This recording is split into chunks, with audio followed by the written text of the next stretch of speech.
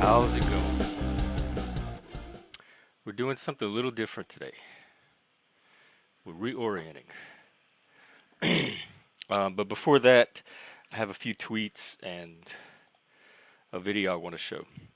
And then we are going to talk about recovery, post-traumatic growth, and post-dramatic growth, because we're moving on from the drama. This is now a drama recovery support channel. All right, let me, Daniel Barry. Like, you must have some system for knowing what, like, you're always right on time, like knowing what channels are on, and you pop in every time. Very consistent. I appreciate you. Um, First, I have a few tweets to share, and they're all about DEI. Let's see. Wokeism created DEI. DEI created widespread mediocrity. I agree. Widespread mediocrity created intellectual fraud and corruption. Yep, here we are. Okay, another tweet. Most people's lives aren't as fabulous as you imagine, and the vast majority of people have no power. They do have agency. Identity group privilege doesn't actually exist. The concept is the weaponization of misplaced envy. It's a satanic emotion. Stop letting dishonest activists convince you to hate other people. You know, if you're that easy to convince to hate, you got something wrong with you to begin with. Like, because most people don't, I don't think most people naturally hate at that level. Um, DEI, discrimination, exclusion, and inequity. All right, one more. If you are against all forms of racism, sexism, homophobia, and various forms of discrimination, you are anti woke. If you are woke and support CRT, DEI, intersectionality, gender ideology, and such, you support racism, sexism, homophobia, and various forms of discrimination. The iron law of woke projection. There's also the iron law of woke corruption, which is what I said about the mediocrity. Oh, the antlers. I'm not doing the antlers today. I think we're moving on. It's time to get serious. And the antlers. Sometimes not wearing the antlers can be as powerful as wearing the antlers. They're a tool, and so I'm wielding them accordingly. They may be back, they may not, but today they're not gonna be here. Also, I am going on Caucasian Sasquatches later today to talk about YouTube. So that should be interesting. Here's the link for that. It's going to be at. Oh, I'm sorry, not today. In 2 days, Thursday. All right, I'll announce that. I thought it was today, but I will be doing that in a couple of days. Okay. Um, I stopped doing topics for a while because the panels were going so well. I was like just going with the energy of the panels. But I think I'm going to go back to topics. So I'm going to do half an hour, maybe an hour or so of topics. Today I think it's going to go closer to an hour. And then I will open a limited panel. It's going to be for people that want to come up and talk specifically about that topic. I'm going to do some general open panels, but they're not going to be every show. So those will be a little more um, open to kind of just anybody to hang out, more of a third place. The drama people from the drama crew, I think I'm going to myself about a week away from you. So if you're from the drama community, unless I make an exception, um, I don't think you're going to come on the panels for at least a week. We need a drama reset. Okay, speaking of drama, I want to show you this video I found of Mr. James Carville, very famous Cajun. He was a Cajun political commentator. And because my emotional intensity or my passion has become a central issue lately, I just want to, you know what, I'm going to show the video. This is a Cajun being passionate. See if it looks familiar. Why isn't Harris herself out today talking about that? Get off your ass, move, move, move. Right, right. That is about a huge issue that has a And he law talks that with is his hands important to people, all right? or his It hand. has a large bias that people do think that Democrats are better. Nice That is an sweatshirt. out and out lie. Okay, let me just say it as plain as I can. It's not close. You can't say, well, you make it a no. He did everything he could. Why isn't Harris herself out Watch today how he spikes talking as he about that? talks, like as If he. you're 2 months off, and I spoke to a reporter today, and it was, look, you're going to say being 2 months off away you were in And 1989 honestly, I have no idea what he's is saying the because I'm not goddamn paying attention equivalent to the of words. sitting there and looking right at the camera and say Trump saved the Affordable I Care just when know in this is how fact Cajuns he are. did And if everything you in go his to power to Louisiana, you're gonna destroy it. be around a And this whole is not an issue city that's full of this. that people don't care about. It's not a nitpicking thing. And I got to tell you, the White House response, and I think by and large, to a large extent, the press response is not at all measured to the gravity of this lie, of the importance of this, of you're lying about And people's goddamn he's probably not lives. even All autistic. right. This is just And neurotypical Cajun I emotions. for When the you add in life the of me, and autism, I was told that the David PTSD, Axelrod was on TV this morning making I don't have anything to so apologize or explain or much the justify same anymore. point. If you can't What the handle fuck are this, y'all stay doing in away the from Harris Louisiana and campaign? stay Get away her from out there Cajun and stay now, away from this now. stream. Look, They look ought how to good. have Obama and Nancy Pelosi, and they ought to do a Zoom call with the national media. I mean, kick the crap out of this now. Use everything. Everybody got with the thumbs down. One of the most iconic images in the history of the United States Senate. What the fuck are you people doing? Get off your ass. Move, move, move. Anyway, that is a Cajun. Um, okay, we're going to talk about recovery. I'm going to try to present this in we're going to approach it from a few angles. The first thing I want to do is kind of I've done this before. We haven't looked at the charts in a while, but we're going to go back to these charts that I keep. These are kind of my little working map for what I do in my peer work. Where do I start? Let's start with this one. Actually, we're not going to start with this one. We're going to start with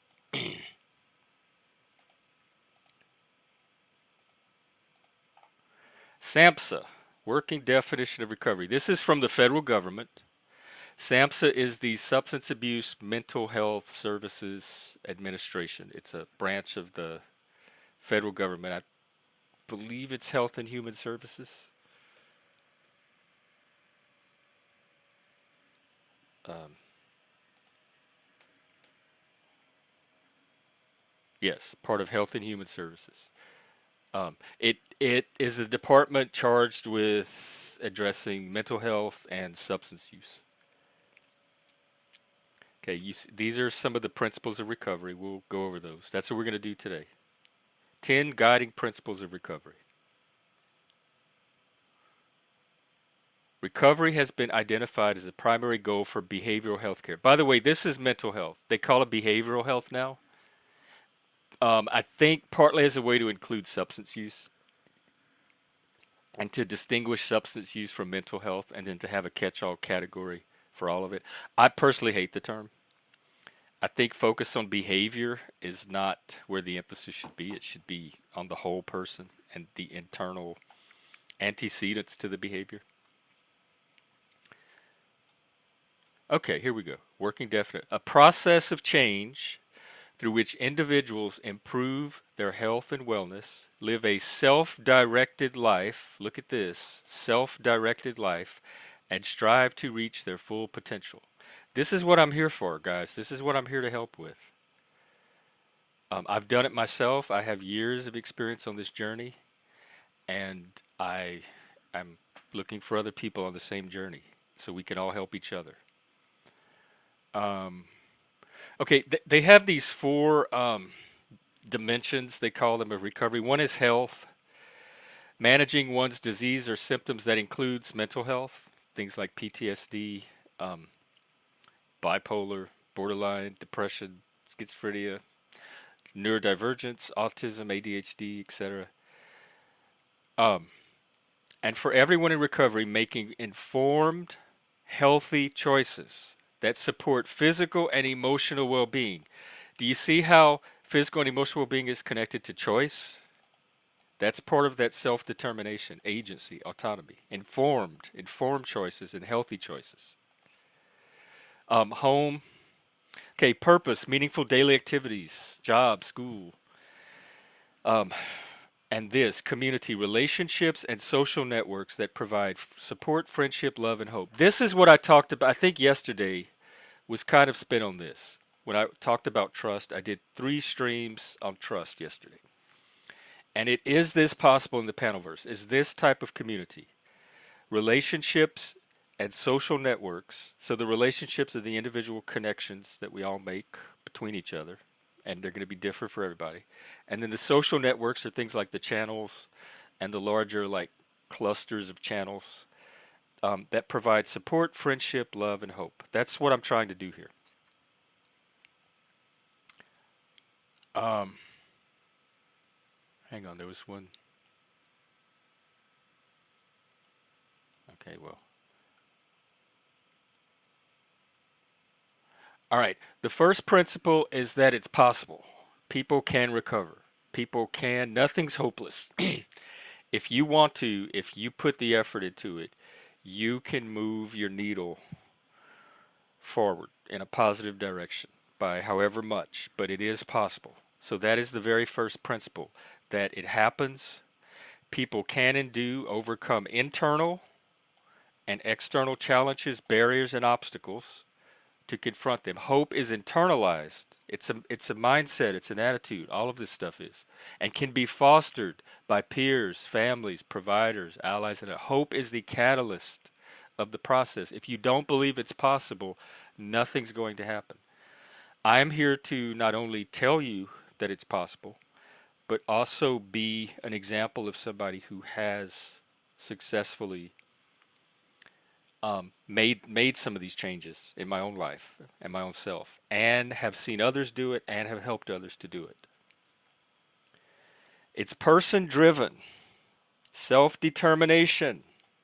You determining your own life, making your own choices, using your own agency, and self direction, directing your own life, are the foundations for recovery. If hope is the catalyst, this is the foundation for making it happen.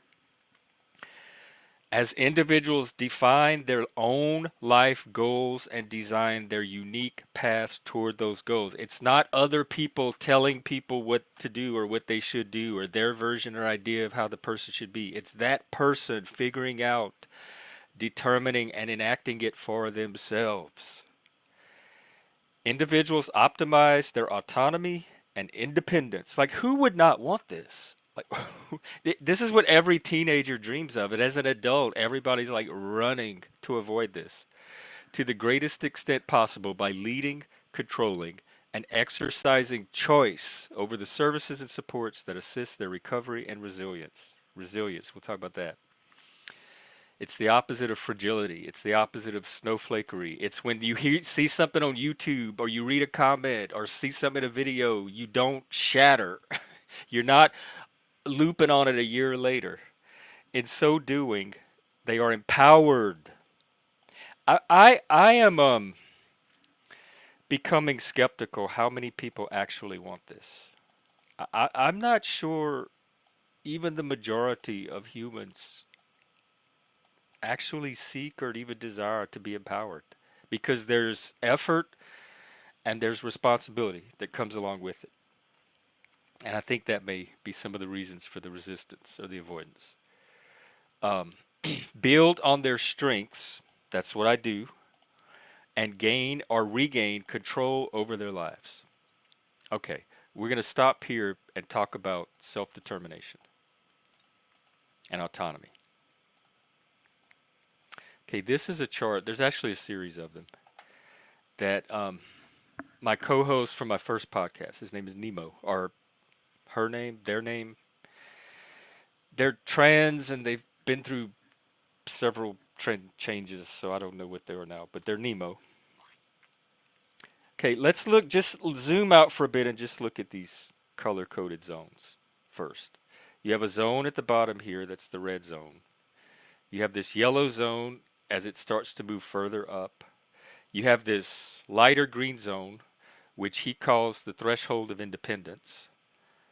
I'm going to call it the threshold of autonomy because this dotted line is the point that I think that individuals switch from an external locus of control where they're at the mercy of other people and their external circumstances and develops more of an internal locus of control where they're more in control of and master over their circumstances, directing their own life. Think of it like a plane.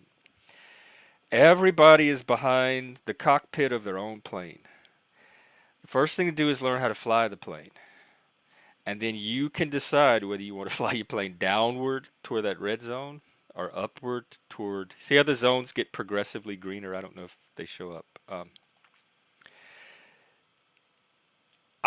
This channel and me are here to help people that want to fly their plane in this direction, specifically at about this level. So if you're coming to this channel from here or here, you're coming as a spectator. If you're not here to roll up your sleeves, get behind, get into your cockpit, and get your plane going in this direction, I'm probably not going to be of much help to you. You're welcome to watch, participate, learn, share, comment, share with your friends, etc. But you're not the main audience for this channel. It's the people that are seeking to move from here to here, or have already moved here and are seeking to further develop and to maybe help others along the way. Let's look at this red zone. Least self-determined. Oh, before we do that, um, see these green arrows and red arrows? Um, uh, let me. These are internal and external forces. Like okay, if you're in your plane, it would be the forces that move the plane downward, whether you're doing it yourself from in the cockpit or wind or weather or something is moving it downward. And the green arrows are all the forces that help the plane move upward. They can be internal and external. So you can see here, this is a person that's been exposed to a significant amount of negative external forces and perhaps internally as well. There's always hope. We have this one little green arrow. People close to the bottom have likely been affected by long-term damage. I think we have a lot of very damaged people in this Panelverse. I think the drama community that I've gotten a window into seems incredibly some of the most damaged people I've seen. The other parts of the Panelverse that I kind of come from, I'd say the same thing. We have people that come from prisons, the streets, substance use, trauma, abuse. A lot of damaged people are finding their way here, and I hope they're not mistaking the excitement they get from drama for healing. Because if they're here for healing, that's not going to take you there. But it may give the illusion, like a band-aid, that your problems are. It may lessen your problems subjectively just a bit, or give you some escape from them. But it's not going to do anything about the damage. It's not going to take your plane up. So this is kind of where the drama is. This is the hellscape, the Gen X hellscape, the satanic substrate. Most people here are more likely to damage the quality and foundation of programs they're accepted to. I would replace that with channels. If you let these damaged people on, long-term damage, these severely damaged people onto your channel, they are going to damage the quality and the foundation of your channel. My recommendation, this is what, okay, SAMHSA and the current mental health system, this is kind of what it's set up to help with. Like the majority of it is set up to help people at this level. So if you are at this level, there are better places than YouTube for you, unless you're here to damage it for everybody else. If you're truly here to like progress out of the damage, public mental health agencies, there's resources in your area you can Google. Um, the federal government has a, and they have them in every state. They're called SEAL, Centers for Independent Living. They have peer support there. It's all free. You can find the one in your area. I used to work at one. Um, there are other solutions for you. I am not here to be one of the solutions for you. So if you've wandered here from this zone, you're welcome to stay, but you are not my focus. Okay, then we have the yellow zone where they gradually start. I would say this is kind of like as you start to graduate out of the public mental health system. This is maybe this is crisis where you're stabilized, and then maybe a recovery plan that your help to develop, and then eventually you come to the point where you can maybe this is maintenance. Let's say this is the maintenance zone. You see a therapist every couple of weeks. You might have a social worker. You might have a peer. You might have a treatment team, a prescriber, medical doctors that you go to periodically, occasionally, like either regularly or as needed. And that it takes you out of the damage, but you haven't quite taken over the process yourself. So um, people further below this threshold are more challenging to support, and they're very resource consuming. It takes a lot more time and resource to help these damaged people. Resource and time that I don't have to give because I'm saving that for a different population, which we'll take a look at shortly. It can take exponentially more advanced programs to push upward intensively enough for the individual to reach the zone. Most public programs are not going to get you here. They're designed to move you from the red to the yellow, basically. And then when you're in the yellow, they provide resources for you to avail yourself of to continue the healing, the journey, the growth. Um, these are programs you kind of have to find on your own. Again, I can help point you to some of these, but I am not here to be one of these yellow zone programs. Like I said, those are things like I can be if you hire me as a peer supporter, but my type of peer support is mostly above this yellow zone. It's people that have already recovered from crisis, they've stabilized, they have a healthy maintenance system where they're maintaining their recovery so that they don't fall back into crisis. They're managing their symptoms. I can help with all of this. That's mostly what I've done in my peer work up to now. I've worked in some crisis centers where I've done this type of work, but most of my peer work I'd say has been in this yellow zone. I'd say once you get to this green zone, you're in the area of what they call post-traumatic growth.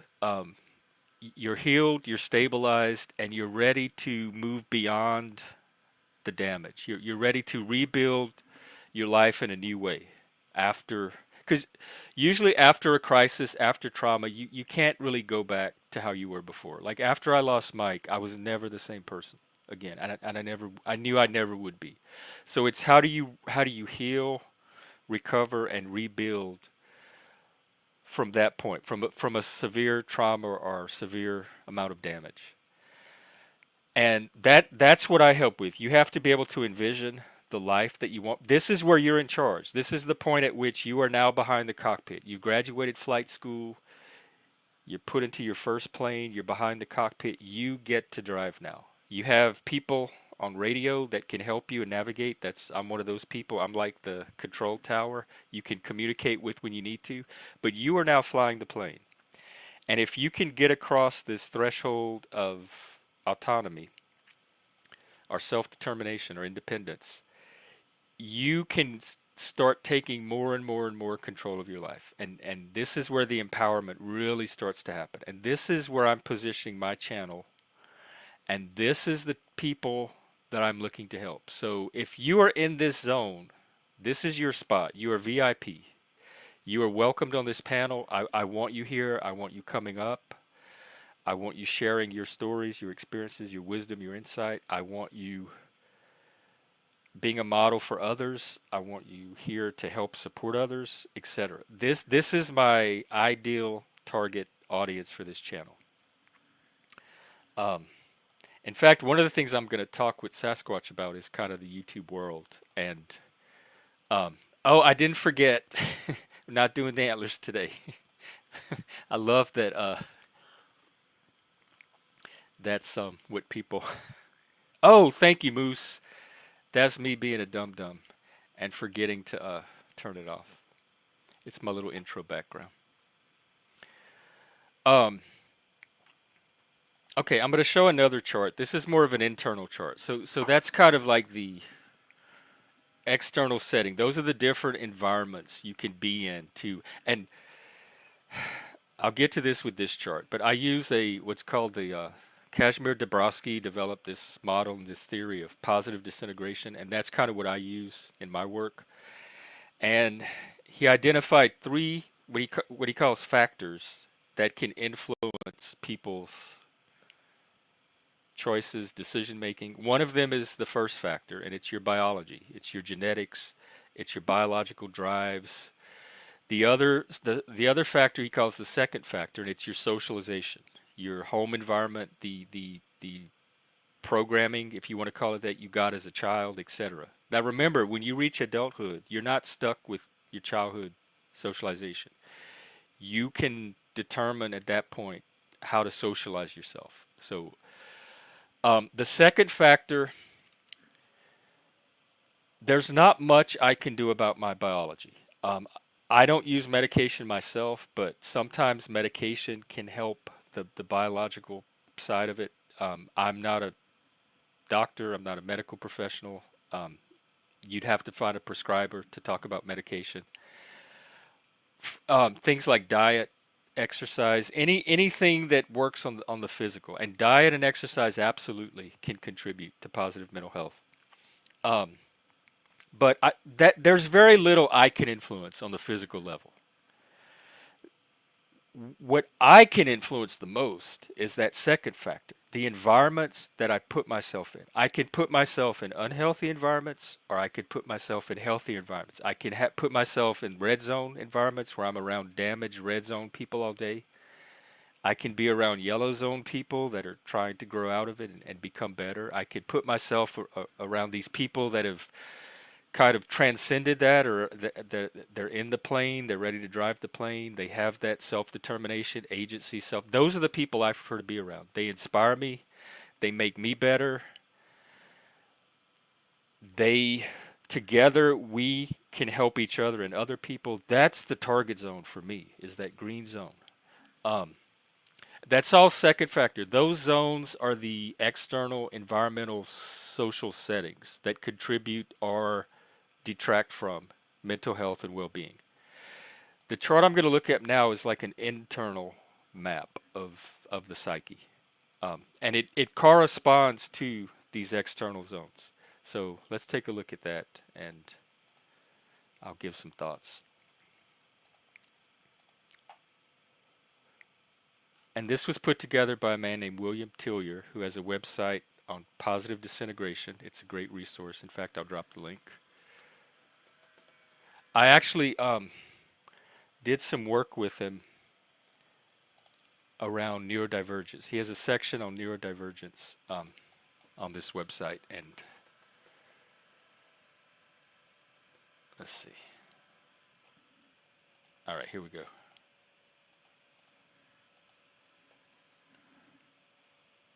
Oops, sorry. Didn't realize I was still share. All right, now the chart. Okay, let's look at the bottom. Look at this borderline zone here.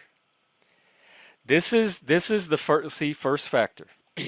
This is the body. These are the primitive instincts that arise from having a physical mammalian primate Homo sapien body. These are the sexual drives, the aggression, the physical aggression, self-preservation, and that could also include things like deception, masking, self-defense, like very aggressive self-defense. Again, this is that red zone. This here corresponds to this here, or can correspond to that there. Um, this is again what I call the satanic substrate, the the hellscape. The movie Natural Born Killers, which I watched the other day, I think is a excellent representation of a world dominated by this first factor, by these primitive instincts. It is Satanism without any higher path. I mean, it is a satanic universe. It is a human hell without any path out of it. Um,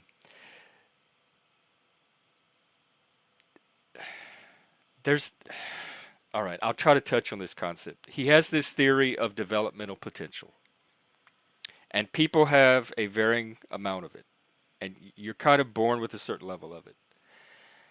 If you have very negative developmental potential, like you don't have the ability to even develop to a basic level of socialization, there's no amount of positive environment that's going to overcome that. There's no green zone that's going to overcome the sociopathy, psychopathy, criminal insanity, whatever you have biologically that keeps you in this state.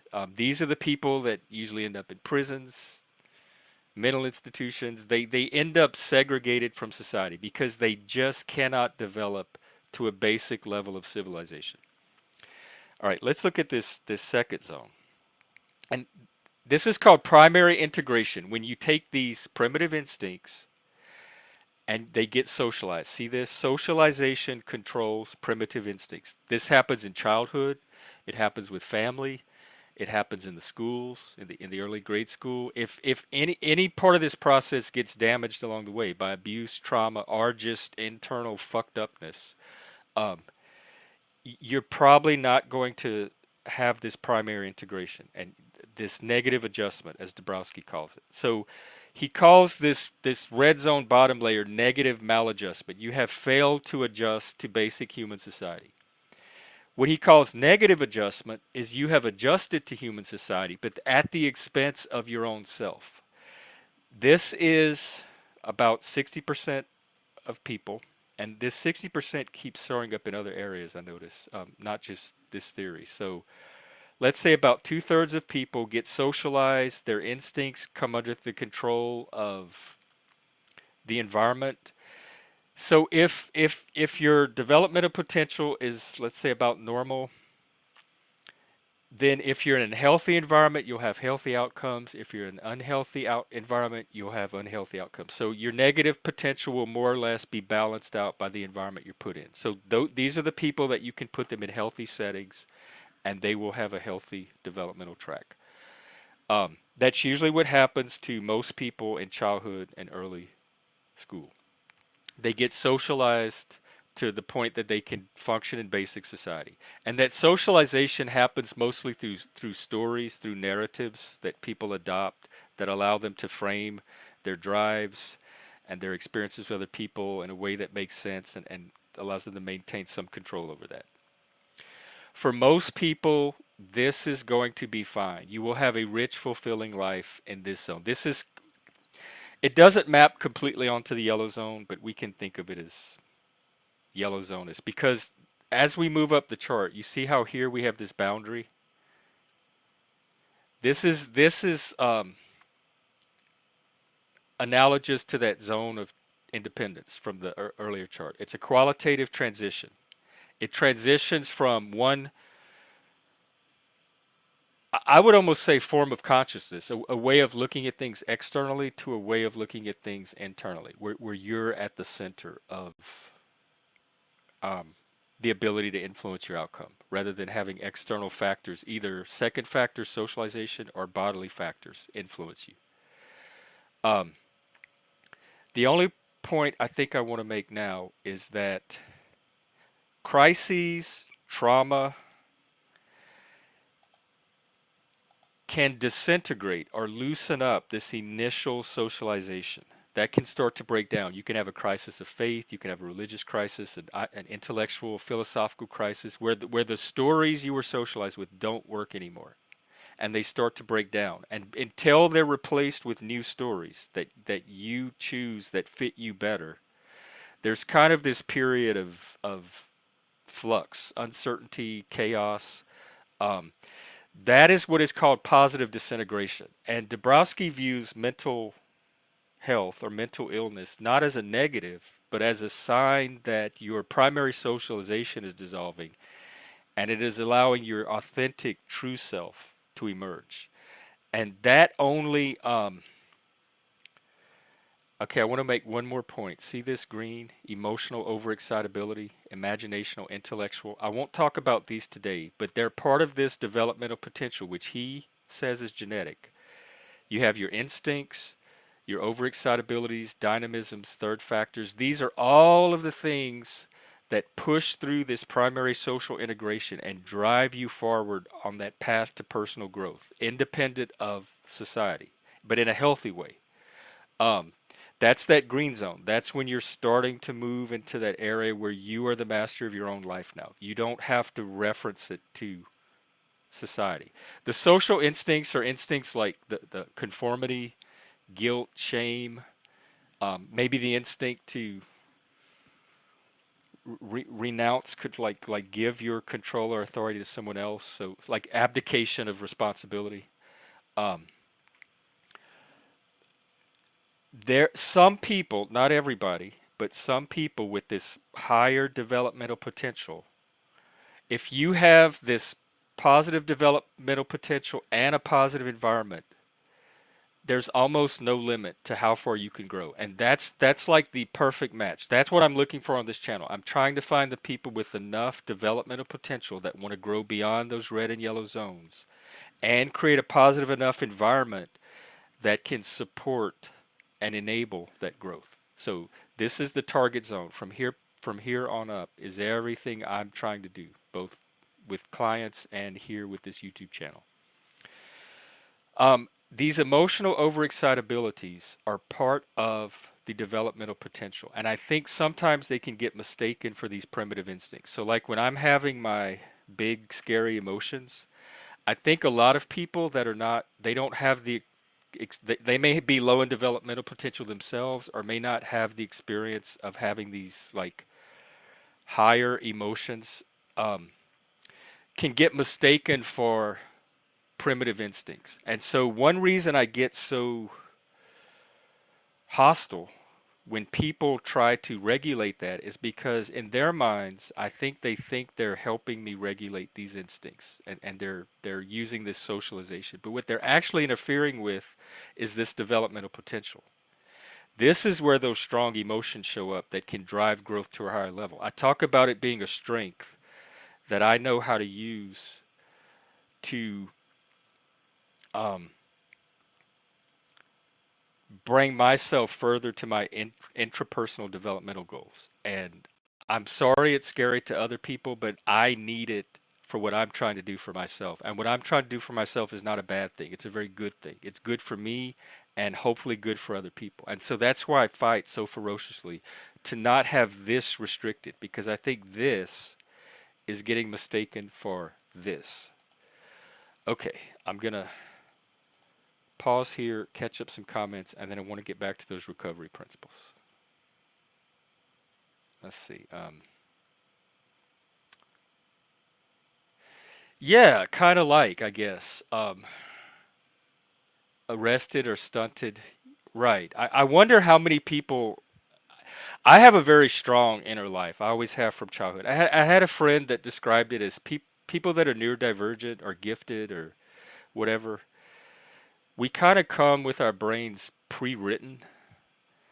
And most people, like society, assumes you're a blank state, and then they try to just write their version of what they want you to be on top of that. But with people like us, we already have shit written from like the womb. And when you try to write over that, it's going to conflict because the stuff that we already come in with is the stuff that we need to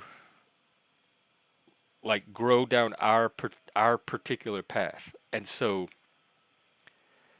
um sometimes that can clash. I think people try, if you come pre-written with that developmental potential, I think a lot of people can unintentionally try to socialize that out of you. And if that's not strong enough, then that may end up happening. Mine was always very strong, and anybody that tries to over socialize me, or socialize that out of me, you see what happens. You've seen the result over and over and over. So um,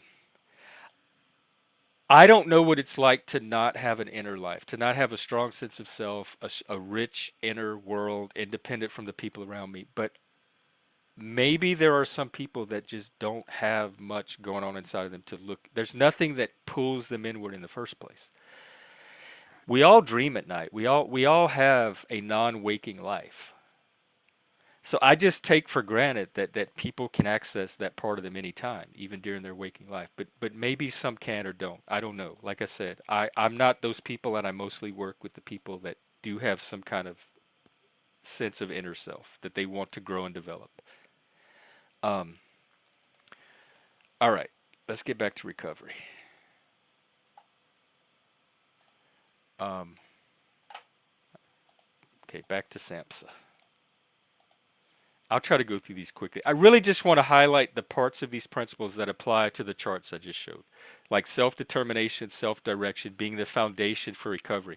So SAMHSA puts self-determination, self-direction all the way in the red zone. They're saying even in the red zone, that's what you need to get out of the red zone. And I believe that's true. I believe ultimately developing self-determination and self-direction is the path forward no matter what zone you're in. I'm just trying to do a particular kind of it that's a little different than SAMHSA is trying to do with this red zone. Individuals optimize their autonomy and independence to the greatest extent possible. This could be my mission right here. If I had to put a mission statement, my mission is to help individuals optimize their autonomy and independence to the greatest extent possible. That's what I'm here for. That is the goal, the center of the bullseye that I have my eye on, and I have ever since I started this channel. It's never wavered. By leading, controlling, and exercising choice over the services and supports that assist their recovery and resilience. So basically, this is you choosing the people that you spend your time around that's going to contribute to your recovery and resiliency. This is you choosing healthy environments that support your growth over environments that don't. In so doing, they are empowered and provided the resources to make informed decisions, initiate recovery, build on their strengths, and gain or regain control over their lives. This is all coming from the federal government, y'all. The woke federal government, and SAMHSA is woke. They have a whole subdivision of behavioral health equity. Everything I'm doing on this channel that I'm trying to offer as a solution to wokeness, it's all supported by the same woke federal government. Recovery occurs via many pathways. People are unique. Everyone has different needs, strengths, preferences. That's why when people come here and try to socialize people according to some arbitrary norm, I always push back against that because you don't know that that person's needs are what you think they are. So before you try any of that, you need to get to know the person. And if you're doing it to a stranger you just met on panel, there's no way you know that person enough to be caring them about how they live their life. Um, it's built on the multiple capacities, strengths, talents, coping abilities, resources, and inherent value of each individual. All of this. You have all of this in you. If you don't think you have an inner life, you at least have agency, you have abilities, you have strengths. There are things you can do. I guarantee I can probably sit down with anybody from this Panelverse and find some of these things in them that they can build on. And you gain value from that too. That is inherent value. That is value that is in you already. You just have to tap into it and uncover it. It's highly personalized, highly individualized. That's one of my criticisms about this DEI stuff. Because the new trend now is to approach things, they call it broaching.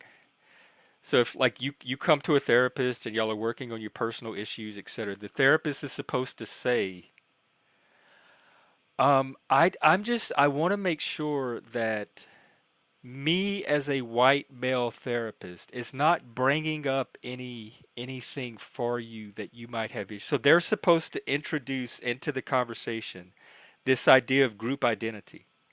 If you're black, if you're, I told you in COVID, I got sent this resource that the state helped put out on how to work with different populations, and it literally said, I'm going to find it one day and go over it. In fact, I'm going to do it tomorrow. If you're working with black clients, here's what you do. If you're working with Hispanic clients, here's what you do. If you're working with gay clients, here's what you do. And Brooke was on here the other day talking about how during her mental health training to work at one of the agencies here in Washington State, her class was separated into a Hispanic class, a black class, a white class, and an Asian class, and they were put in separate rooms and taught separate things. That is not individualized. That is not highly personalized. That is taking the individual and reducing them back into a group identity. That is the opposite of what Samps is saying here about recovery pathways being highly personalized. So, wokeness and the version of peer supported recovery that I offer are not compatible. They are antithetical to one another. You cannot go in the direction of the individual and the direction of the group at the same time. Um, Recovery is nonlinear. This is a very important principle that comes up a lot. It's not a straight line. There's going to be setbacks. It's going to do this. You're going to. It's going to be two step forwards, one step back. Maybe not always. But if you have setbacks during recovery, it's not the end of the world. You're not back in that red zone. Don't panic. Don't freak out. It is a normal part of the recovery process. It is not always just a linear um, progression toward infinite growth. Because setbacks are natural, a natural part of the recovery process. It is essential to foster resilience. The key is knowing what to do when you're faced with a setback, knowing how to bounce back from it quickly enough to get you back on your recovery track so it doesn't set you back for months and months or years. Again, that's something I help with as a peer. Recovery is holistic, mind, body, spirit, community. It's not just one thing, and the community part of it is one of the pieces that I'm trying to be a solution for. Self care practices. I talk about that a lot on here. Um, this is kind of the basic like mental health stuff you'd find if you enter the mental health system. Creativity, spirituality, social networks. This is all stuff I think that YouTube can provide. In addition to drama, it can provide alternatives to the toxic swill that it has the potential to become. Like I said, it's a tool. We can do this with it just as much as we can do drama with it. Community participation. It's supported by peers and allies, mutual support, mutual aid groups. Peer support is mutual. It's not a therapist directing the services unilaterally to a client or a patient. It is two people in a reciprocal relationship that have a shared experience that are supporting each other on a similar journey.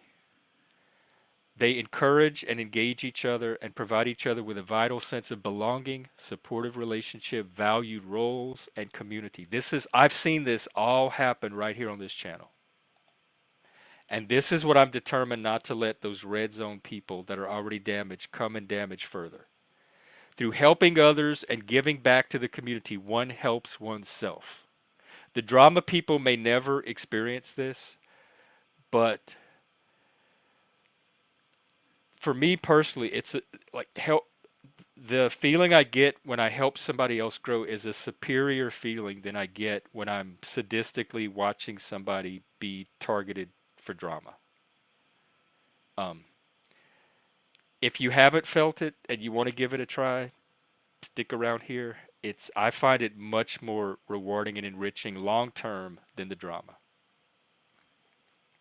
Peer operated supports and services provide important resources. I'm one of these people. Um,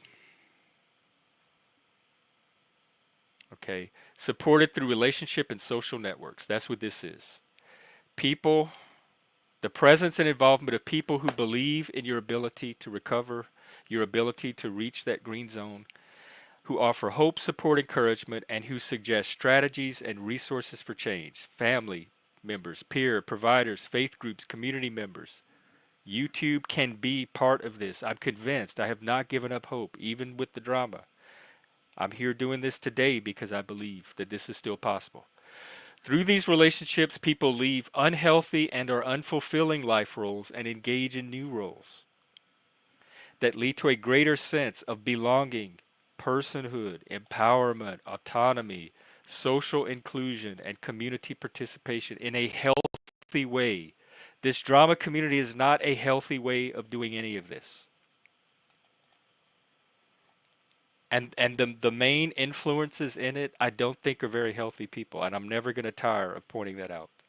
Recovery is culturally based. Okay, that's yeah. Trauma, yes. Individual, family, and community strengths and responsibility. Individuals have a personal responsibility for their own self care and journeys of recovery. It starts and stops with the individual, not with the group, not with what your family did to you, not with what your boyfriend or your spouse did to you, not with what other people did to you, your boss, your coworkers. It starts with you and your reaction to those things and your ability to decide what to do with those reactions. And it not only starts there, it ends there too. Ultimately, everything comes back around and is directed back to that internal locus to allow it to further grow. Um, Communities have responsibilities to provide opportunities and resources. Oh, this is that DEI stuff. Foster inclusion and recovery. Individuals in recovery also have a social responsibility and should have the ability to join with peers to speak collectively about their strengths, wants, needs, and aspirations. I do all of that here. Respect, we've kind of talked about that yesterday along with trust. Community systems and social acceptance and appreciation. This channel is designed to be a very affirming and validating channel for men, first and foremost, male norms, neurodivergent men. That is my core audience. If you're a man and you have some form of neurodivergence, ADHD, autism, giftedness, whatever, this is your space. Or at least this is, I'm trying to help it be your space. If you're a man that's not neurodivergent, this is still your space. Just be aware that the norms are going to be tilted toward the neurodivergent men, and you're going to have to accommodate yourself to that. There are other men's groups that are more neurotypically oriented that have norms that might be more familiar to you.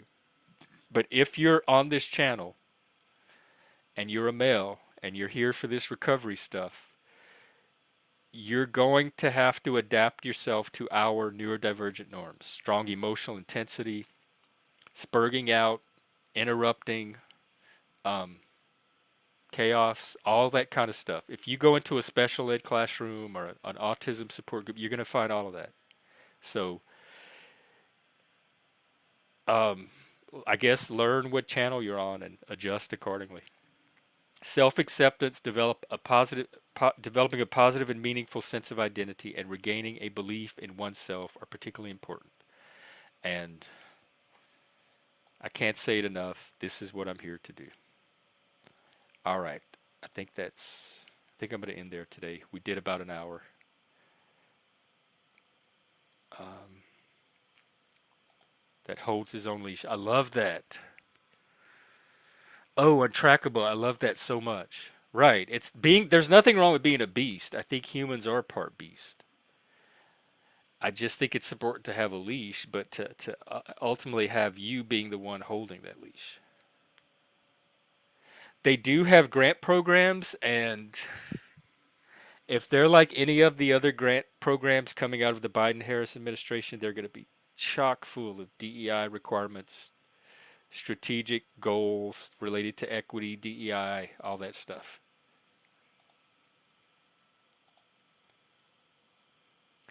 Awoke it to the self, rather exactly. Yes, yes. This is another form of awakening.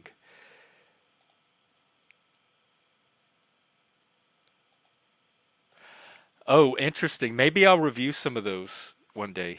Um, it on an intuitive level, it makes me nervous, but also if they do it, if they execute it successfully, it could have potential, especially if there's people like me in there being part of it. The thing about the unsafe space for lone wolves, lost boys, and creative misfits, yeah, yeah, I would say because one thing I think they're lost from is those systems.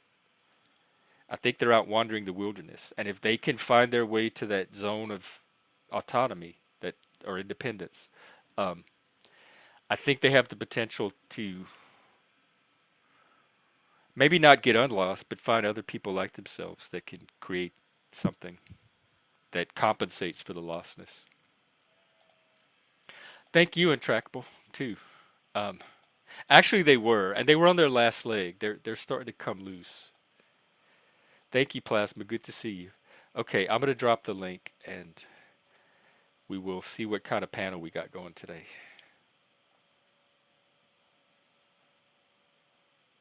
And then let me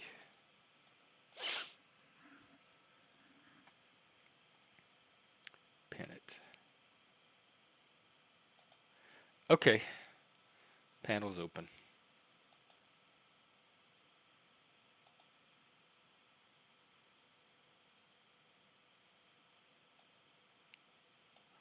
Let's see. So I'm catching up on social stuff.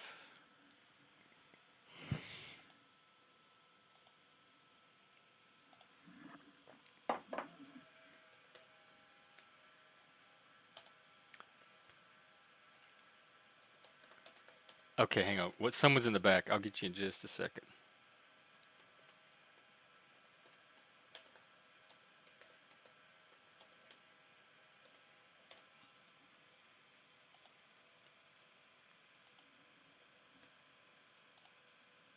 Okay, who's here? Untrackable. Welcome. Hey, what's up, man? Good to see you. You too. How are you?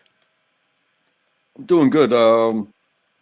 I think I missed the first part about your charts, and I was trying to zoom in on YouTube, um, but the YouTube zoom, it pixelates everything. Uh, but I did see the zones, and when you're talking about the personalities of like the red, the yellow, and the green of the, I guess I was a little bit confused about when you were talking about recovery. Um, but was it like recovery of openings and personality to grow?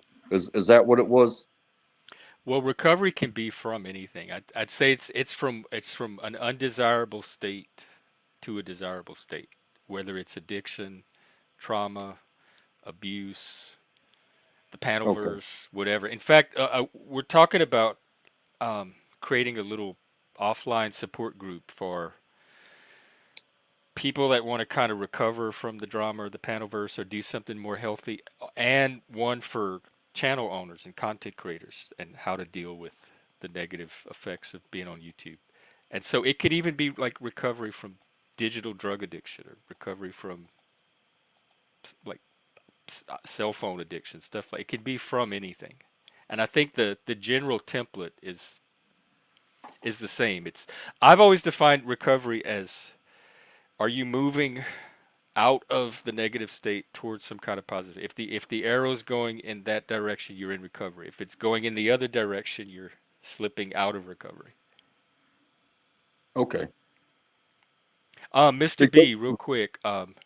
No, that's still allowed. I think psychologically mature adults from the green zone can talk about politics and current events in a way that does not invite drama. And the idea is not to avoid drama, it's just to do it in a healthy way. I don't think you can ever put people together and not have drama. It's the toxic drama. Yeah, that's true. And yeah, But we're still going to have actually the political discussions really haven't been that there haven't been that many on here because I haven't been following the election. So unless somebody else comes up brings a topic in, I don't really talk about politics much myself, other than when I go over the news. yeah, I see it a lot in the topical conversations, the actions of people. And it doesn't matter what the topic is, but a lot of times it happens when you're talking about politics for real. Is you know, somebody will say, "Oh, this person said this, and I think this about what they said," and that's an I statement. And then the pushback, maybe from uh, somebody who has a different point of view, will say, "So you think this about this?" And it's still maybe a political stance, but because you made a statement about yourself, they're going to go and tell you about you. And I think that's kind of a triggering thing to do. I mean, they do it in the debates. They do it on live TV. These, That happened last night on a stream. They were doing that to someone. yeah. I watched a bit of your later stream last night. I felt like I felt like you did the right thing. It's when I was watching it, it seemed like a little bit of a testy situation. Yeah, So it seemed like kind of like a pile-on too. yeah, it's kind of unnecessary, but at the same time, I felt like you did exactly kind of what you're reading in these charts about protecting yourself, and but at the same time, not getting walked on. Yeah, that everything you see me do on this channel, I've been doing it. You can find videos of me going back 5 years of me talking about the exact same stuff. Grows directly out of the peer work that I've been doing here in Washington State for the 8 years before that.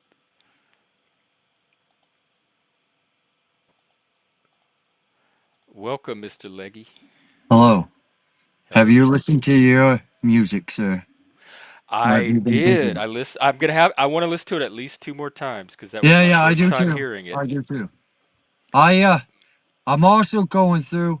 I don't know if you're gonna go through and try to get it, because I mean you are a little bit older than me, so I'm kind of going back through and seeing what was going on with world events too, so I could kind of try to see, you know. Oh, That's yeah, what I could I'm do doing. that. Because I Yeah. mean I don't really know, because like '94 I would have been like 6, so. Oh my 94, God. 95, When whatever. did you So, when did you discover the album? uh, Like high school, probably high college? school. Okay. Probably like when like Boulevard of Broken Dreams and shit come out. When that So come more out, like in the aughts. oh yeah, it was like mid what was that like mid what was what 2004 something like that. Okay. Okay, that helps to know. So you didn't catch it when you weren't part of the initial like when it came out. No, no, no. Okay, that helps to know. Yeah, I went back. I don't know much about. Okay, for those that don't know what he's talking about, Leggy and I are gonna start a series where we each take an album. So Leggy's gonna pick an album, and I'm gonna pick an album that came out the same year, and we're gonna do a song by song review, and we're gonna Anybody tie it can come into up. like what Anybody was can come going up. on in the world at that time too. So it's a way to. It's like a little snapshot of Gen X by year using music albums as a Yeah. pathway into a larger look at that time period. And really, I mean, I feel like with a lot of the lyrics, it's a pretty good impasse going on. I mean, the drug culture and all that was really booming, like, and that grunge scene and shit like that, that punk scene. Then you had, the defiance and the feeling like misunderstood and all that shit. Like, there was a lot going on, a lot of mistrust of the government and people. So. Yeah, my local radio station does a game That's uh the idea behind it maybe not the same, but like they pick a year and they pick the top 10 songs, classic rock songs or whatever, of that year, and then their trivia game, 10 questions, is based off of just that year. Oh, Yeah, I yeah. like that. Okay. Gen X trivia. Well, we're doing what? Insomniac by Green Day, and then you're doing uh, Drainland by Michael Michael Jura from the Jarrah. Swans. Yeah, and so Leggy picked Green Day's second major album. It wasn't their second album, but it was the one after Dookie, It their was their second one. fourth, I believe. I believe it was their fourth album. Yeah, it's when they got a little more punky and a little It darker was maybe. right after Dookie. It was the album right after Dookie. Right. And so Leggy picked that one, and I picked one from Michael Jura from the Swans, which that was a band that came out of that New York, the same New York no wave scene that Sonic Youth did, and so and they came out about the same time, and I think they both captured the spirit of Gen X in their own way, and so we're gonna look at those two albums first. That we're gonna set that up maybe for next week. So that'll give us a week. And but I don't know much about Green Day. So I was yesterday. I went through all their history. I watched a lot of their videos. I tried to catch up on them, and I think I have a better background on them now to Yeah. understand the album. But I it was a really fun example of that California pop punk. It reminded me of Husker Du. Like that's the album it brought to mind initially from the '80s when they were in high school. yeah, no, I definitely I don't know. I like it. Yeah, it was fun. Um, it all sounded the same on the first listen, but I want to go back and listen to it a few more times so I can start to distinguish the individual songs. Yeah. So look forward to look for that from Leggy and I. All right, Jeff. Well, I just want to jump up, discuss that with you really quick, and but I got a few and husbandly duties I got to do. Okay. So, Well, you have a good one, Leggy, and we'll talk to you again. all right. See you on Trackable. Hmm. Right. Take Take care. care, buddy. Yes, and we're still doing the Gen X stuff. That's not going anywhere because all of I do Gen X peer support. Everything I do mental health wise is from a Gen X perspective because I think Gen X is the generation that had to develop all of these coping tools for that dark satanic hellscape that we lived in, or as our art made it seem like we lived in. Yeah, it's and sometimes, you know, when you're dealing with people that come from the same time frame, even though there's still that spectrum of experiences, um, even if you came to be, if you came to be the counselor, then that means you reached out to learn everything that you didn't go through, but that was happening at the same time that relates to, maybe your friends, your schoolmates, maybe your coworkers at times, to help others that are actually having problems, but they come from the same era. Yeah. So you can kind of understand them. Like, I'm Gen X. I don't think I would be able to counsel like a Vietnam veteran, from the late 60s, early 70s, just because the entire world was different. But by the time I was born, you know what I mean? You might be surprised if there's like common experiences, you still might. Like that's all it takes really is the ability to relate to somebody else's situation because you've been there yourself. Yeah. But I find you very I enjoy your conversations because you have this I don't know, you have this perspective, you have this way of like presenting things or breaking them down that I find very, very insightful. I think you have a Well, I lot of mean, I do wisdom. try to think, think first, you know, and sometimes it gets deeper and you want to come back to it. And sometimes you you scratch the surface and you find out that there's absolutely nothing. Like it's a piece of paper. There's nothing underneath. Yeah. But no, it's just fun to talk things out. And when you bring up the science to it, you know, the charts, the studies, the research of of you know studying how people react based off of where they came from to where it could be a problem to where they need the therapy or would even seek the therapy, um, versus how they're going about surviving without getting it out and trying to actuate some change if they are seeking change. Because if you don't like where you are, chances are you probably want to change, whether it's socially or economically or addictively, you know. Yeah, and the best change to me, the most lasting change comes when it's intrinsically motivated, where the drive for change is because of an internal desire or will to change. And when that's there, I think you're gonna have more. Just like you can't really help someone in addiction until they're ready to be helped, until they're ready to make that internal change that it takes to move out of that state. Yeah. You can't ever drive someone else's plane for them. Like they are the ones that have to turn, press that ignition switch and steer the plane themselves. Like nobody can do that for somebody else. So all you can do is help them learn to do it for themselves.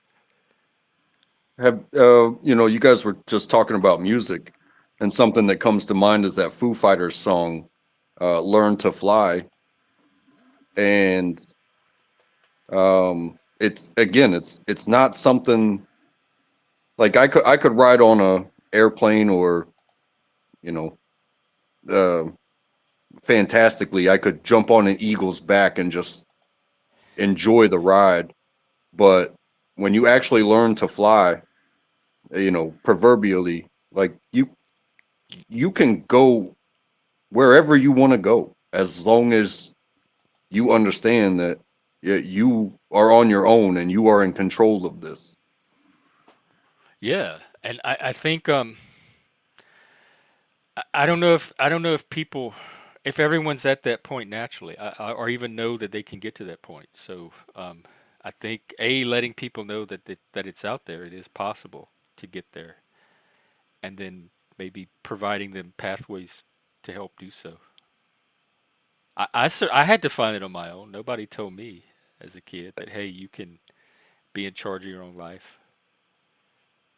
In the time that I was coming up to be able to make choices for myself, um, there was always this thing. It was like, you know, you either go to college or you took some mentorship, you know, either from your parents or somebody that was doing something from the, you know, our parents' generation, and you go for it. But for so much of people that were like me, you know, we were we were pretty protected. We were latchkey kids. We could come and go as we pleased, but nobody really expected us to do anything. Like there wasn't chores that would Yeah, cause you to lose any freedom, you know, as long as you didn't break any bones. Nobody really cared that you got hurt. So it was a little bit of a mix there, but there was a thing where it was like it started becoming a thing. You're gonna live in your mama's basement forever. yes, we And are the mama's basement generation too. I forgot about that. and when I was not finding anything where I was looking, because that's how I was taught to look, was just, you know, hey, go be a cashier at a gas station, go work at a grocery store, go do this. Nobody ever really pointed me that there are so many other things out there that you can start at the bottom. They'll take anybody. In fact, they want people that are just going to show up and not just want to stand there and twiddle their thumbs all day, because that's not a job. And out of fear that I was going to live in my mom's basement, um, I I found a place that was willing to strap some wings on me, and I was like, "Yeah, but I don't know what I'm doing." And they're like, "You'll learn along the way." And they sent me, and That was the I have not. military. Yeah, and yes, and I haven't turned back since. I'm not in the military anymore, but But it every helped time you make that every transition. every time the season changes, it's like, all right, we need to plan and pick the right location and take all our tools with us, and that's a lot to carry. But if we want to keep on going, this is what we got to do. We've done it before, just do it again. Yeah. And I'm still here, still kicking, still smiling. So you've kind of found things on your own too to get you through. That's what Gen X did. Like we developed our own therapy because we had to if we were going to survive. We weren't getting it. Mental health wasn't a big thing in Generation X. Like our generation was still the generation that if you were seeing a psychiatrist, there was something wrong with it. It was stigmatized, and nobody talked about it. Like people tried to keep it private. It wasn't openly talked about like it is now. And so unless you were one of those kids, then you just had to find your own mental health somehow, and it was usually your peer group, or music, or movies, or art, something like that that you turn to. Yeah. Well, thank you for having me. Always, I've got a mission I got to accomplish, and Okay, if I see you on later, most definitely I'll come chat again. So take okay. care, Jeff. You too. I enjoyed it. Intractable. I probably will be on later. I thought I was doing Sasquatch tonight, but that's Thursday, so I'll probably be here.